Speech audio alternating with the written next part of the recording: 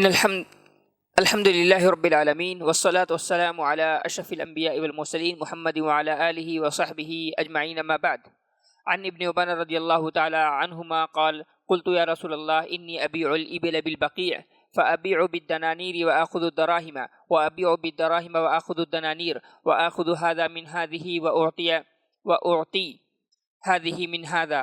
فقال رسول الله صلى الله عليه وسلم لا بأس أن تأخذها بسعر يومها ما لم تتفرقا وبينكما شيء. رواہ الخمسہ وصححہ الحاکم. محترم حاضرین، آپ کے سامنے کتاب البیوع باب الشروط وما نہی عنہ مستلم من بلوغ المرام، یعنی آپ کے سامنے بلوغ المرام سے ماخوذ کتاب البیوع باب الشروط وما نہی عنہ کے تحت جو احادیث ہیں اس کی شرح کا سلسلہ جاری ہے، اور اسی سلسلے کی ایک کڑی ہے یہ حدیث جو آپ کے سامنے پڑھی گئی ہے، جس میں اللہ کے نبی صلی اللہ علیہ وسلم نے ایک خاص چیز کی اجازت دی ہے. وہ خاص چیز کیا ہے؟ پہلے سمجھ لیں کہ مثلا کوئی انسان ہے، وہ سامان خرید رہا ہے لیکن اس کے پاس سامان نہیں ہے. ٹھیک ہے، سامان اس نے لے لیا، اس کے پاس سامان نہیں ہے، اس کے پاس پیسہ نہیں. اس نے کہا کہ میں پیسہ بعد میں دوں گا، اور جب پیسہ دینے کا وقت آتا ہے تو وہ کہتا ہے مثال کے طور پر کہ میرے پاس جو ہے انڈیا میں، اگر مثال کے طور پر وہ سامان خرید رہا ہے، کہہ رہا ہے میرے پاس انڈین کرنسی نہیں ہے، میرے پاس سعودی ریال ہے، میرے پاس انڈین کرنسی نہیں ہے، سعودی ریال ہے. تو ظاہر ہے اب وہ کیا کر رہا ہے، یعنی جب ابھی اس نے سامان خریدا اور کہا پیسہ مثال کے طور پر وہ ایک ہفتے بعد دے گا. ایک ہفتے بعد جب وہ جس سے اس نے سامان لیا تھا وہ آتا ہے، کہتا ہے لاؤ بھائی میرا پیسہ دو. وہ کہتا ہے کہ نہیں، میرے پاس تو پیسے تو ہیں لیکن وہ پیسہ نہیں ہے میرے پاس. مثال کے طور پر اگر وہ سعودی عرب میں خرید و فروخت کر رہا ہے، کہہ رہا ہے کہ میرے پاس جو ہے ریال نہیں ہے، انڈین روپیز ہیں. میرے پاس ریال نہیں ہے، کیا ہے؟ انڈین روپیز ہیں. تو کیا وہ انڈین روپیز سے وہ ریال کی قیمت کو ادا کر سکتا ہے کہ نہیں کر سکتا ہے؟ تو یہ صورت ہوئی مسئلے کی، اسی کے متعلق یہ حدیث ہے اور اس مسئلے کو واضح کرے گی. تو سب سے پہلے ترجمہ سنتے ہیں، اس کے بعد انشاءاللہ اس مسئلے کا دراسہ کریں گے. کہتے ہیں حضرت عبداللہ ابن عمر رضی اللہ تعالی عنہما کہتے ہیں، سے مروی ہے، انہوں نے کہا کہ میں نے کہا یا رسول اللہ، اللہ کے رسول، انی ابیع الابل بالبقیع، میں بقیع کے اندر، بقیع جو ایک میدان ہے جو آج بقیع الغرقد یا جنت البقیع کے نام سے مشہور ہے، جو قبرستان بہت معروف ہے. تو قدیم زمانے میں بقیع میں کیا ہوتا تھا، لوگ اونٹوں کو بیچتے اور خریدتے تھے، لیکن آج وہ قبرستان ہے. اور کہتے ہیں کہ میں بقیع کے اندر اس میدان میں انی ابیع الابل، میں اونٹ کو بیچتا تھا. کہہ رہے ہیں فابیع بالدنانیر واخذ الدراہم، میں اس کو بیچتا ہوں دینار کے بدلے میں، اور کیا لیتا ہوں؟ درہم لیتا ہوں. وابیع بالدراہم واخذ الدنانیر، اور میں درہموں کے بدلے میں بیچتا ہوں اور دیناریں لیتا ہوں اس کے بدلے میں. کہتے ہیں آخذ هذا من هذه واعطی هذه من هذا، وہ یہ کہہ رہے ہیں.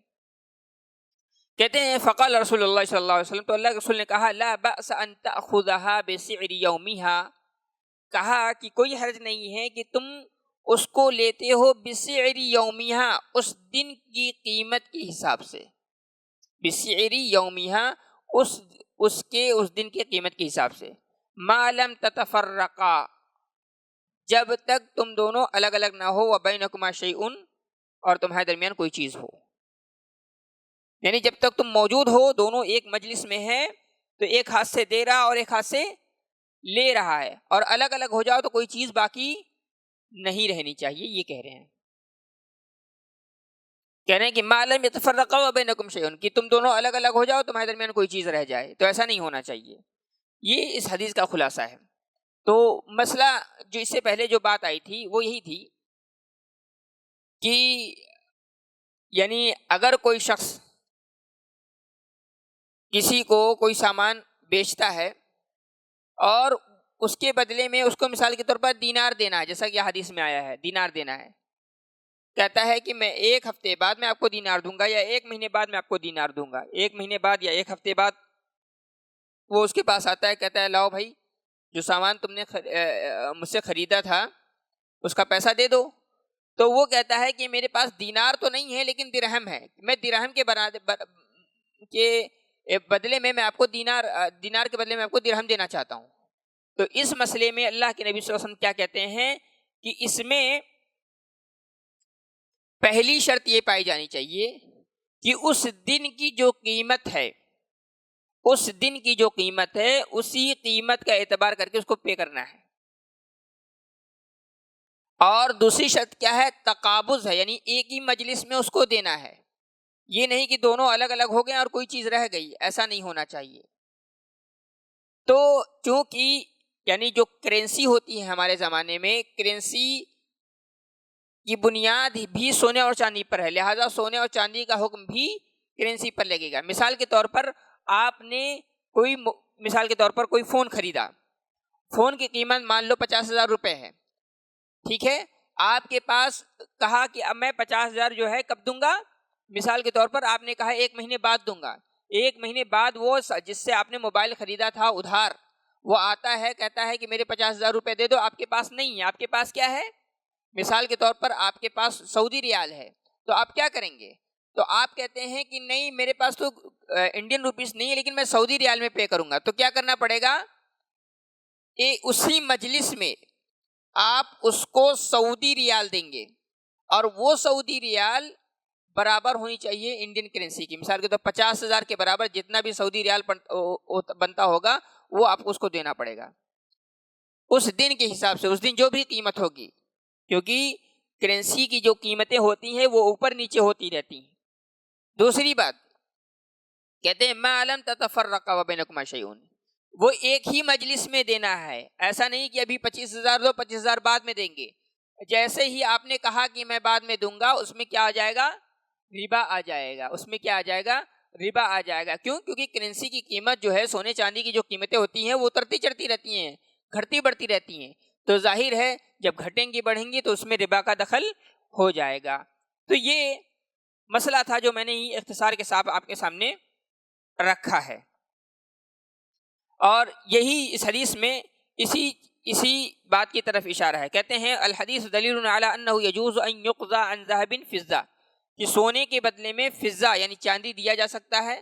انسان خرید و فروخت کر رہا ہے، دینار دینا، دینار نہیں اس کے پاس تو درہم سے دینار کی قیمت ادا کی جا سکتی ہے. کہ وان فضۃ ذهبا، اور اسی طریقے سے آپ نے درہم دینے کا وعدہ کیا تھا، کہا تھا کہ مثال کے طور پر درہم، لیکن درہم نہیں ہے، آپ کے پاس دینار ہے تو دینار درہم کے بدلے میں دیا جا سکتا ہے. کہہ رہے ہیں فَإِذَا اسْتَقَرَّ فِي ذِمَّةِ الْمُشْتَرِي عِنْدَ الْمُبَايَعِ ذَهَبًا فَدَفَعَ فِضَّةً أَوْ بِالْعَكْسِ وَرَضِيَ الْبَائِعُ جَازَ. کہتے ہیں کہ اگر وہی بات جو میں نے آپ کے سامنے رکھا کہ اگر دونوں اتفاق کر لیے کہ ہاں ٹھیک ہے میں وہی لوں گا، یعنی آپ اس کو انڈین کرنسی کے بدلے میں سعودی کرنسی دے رہے ہیں یا سعودی کرنسی کے بدلے میں انڈین کرنسی دے رہے ہیں خرید و فروخت کے بعد، تو کہہ رہے ہیں کہ اگر دونوں متفق ہیں تو کوئی مسئلہ نہیں ہے، اس شرط کے ساتھ کہ وہ اسی مجلس میں دینا ہے. یعنی یہ نہیں کہ تھوڑے پیسے ابھی دے دیے تھوڑے بعد میں دینا ہے، ایک مشت دینا ہے. دوسری بات یہ کہ اس دن کی قیمت کا اعتبار ہوگا. مثال کے طور پر آپ نے سامان خریدا تھا انڈین کرنسی میں، لیکن آپ کے پاس جب دینے کا وقت آیا تو انڈین کرنسی نہیں تھی، سعودی کرنسی ہے. تو ظاہر ہے سعودی کرنسی آپ اتنا دیں گے جتنے میں وہ انڈین کرنسی کے برابر ہو جائے. میری بات سمجھ میں آ رہی ہے؟ تو اس طریقے سے اس کو وہ کہہ رہے ہیں. تو کہہ رہے ہیں کہ تاکہ کیوں؟ اس وجہ سے اگر آپ تاخیر کریں گے تو اس میں کیا پایا جائے گا؟ اس کے اندر ربا شامل ہو جائے گا، ربا شامل ہو جائے گا.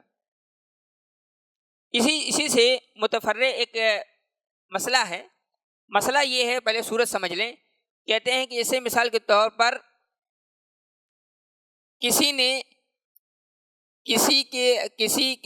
کسی کا قرض آپ کے اوپر ہے، آپ نے کسی سے قرض لیا تھا. مثال کے طور پر 1 سا یا 1 کنٹل آپ کہہ لیں گیہوں آپ نے کسی سے لیا تھا، یا پر قرض ہے آپ کو لوٹانا تھا. ٹھیک ہے. تو کہہ رہے ہیں کہ اب جس شخص کا قرض جس سے آپ نے وہ 1 کنٹل گیہوں لیا ہوا تھا، وہ کیا کرتا ہے، وہ اس گیہوں کو جو اس نے آپ کو دیا ہوا ہے اس کو بیچ رہا ہے کسی دوسرے آدمی کو، کسی تیسرے آدمی کو بیچ رہا ہے، اور کہہ رہا ہے کہ جا کر کے وہ آپ سے لے لے. کہہ رہے ہیں کہ حل یجوز اولا، تو یہ جائز ہے کہ نہیں جائز ہے؟ یہ جائز ہے یا نہیں جائز ہے؟ تو بہت سارے اہل علم کہتے ہیں کہ یہ جائز ہے، بہت سارے اہل علم کہتے ہیں کہ یہ جائز نہیں ہے. لیکن صحیح بات اور جو درست بات ہے وہ یہ ہے کہ وہ جائز ہے، لیکن چند شروط کے ساتھ. پہلی شرط کیا ہے؟ پہلی شرط یہ ہے کہ ان یکون مقدورا علی اخذہ،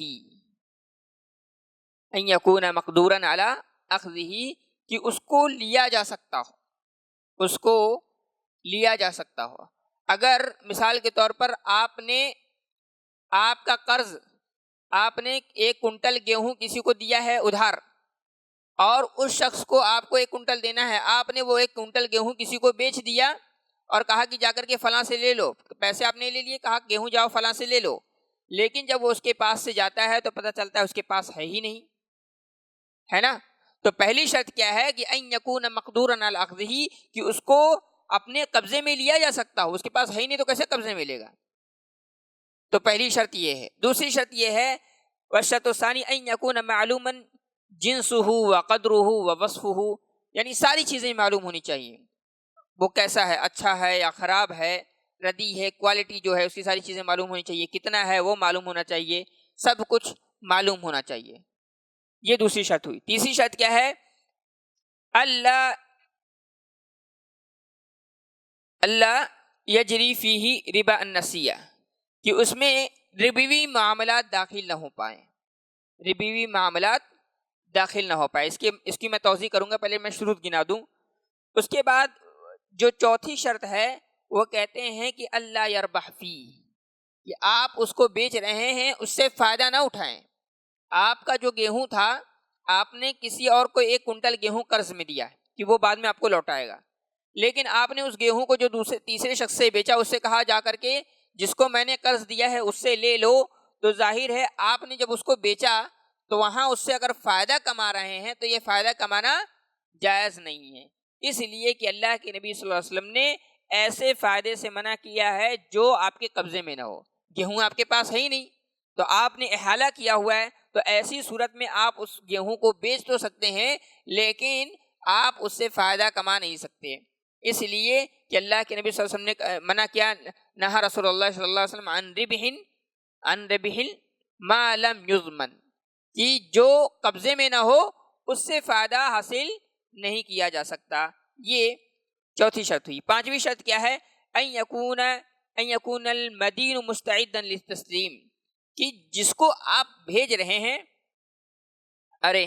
جس شخص کو آپ نے بھیجا ہے، جس کو آپ نے قرض دیا تھا، وہ شخص اس کو دینے پر قادر ہو. جس کو آپ نے قرض دیا تھا وہ اس کو دینے کے پر قادر ہو جس سے آپ نے گیہوں کو بیچا ہے اور احالہ کیا جا کے اس سے لے کر لے لینا. اگر وہ دینے پر راضی ہی نہیں ہے تو پھر تو ظاہر ہے یہ نہیں ہوگا. اسی طریقے سے چھٹی شرط یہ ہے کہ وَهُوَ أَن يَكُونَ الدَّيْنُ ثَابِتًا بِبَيِّنَةٍ، کہ آپ نے جو قرض دیا ہے وہ قرض ثابت ہو، چاہے وہ آدمی اقرار کرتا ہو یا دلائل کے ساتھ یا کوئی بھی دلیل ہو، اس کے ساتھ یہ ثابت ہو کہ ہاں آپ نے اس سے قرض کیا ہو، اس کو اعتراف بھی کرتا ہو، آپ کے پاس دلائل بھی ہو کہ ہاں میں نے اس کو قرض دیے ہیں، تب جا کر کے آپ اس کو احالہ کر سکتے ہیں، ورنہ احالہ نہیں کر سکتے.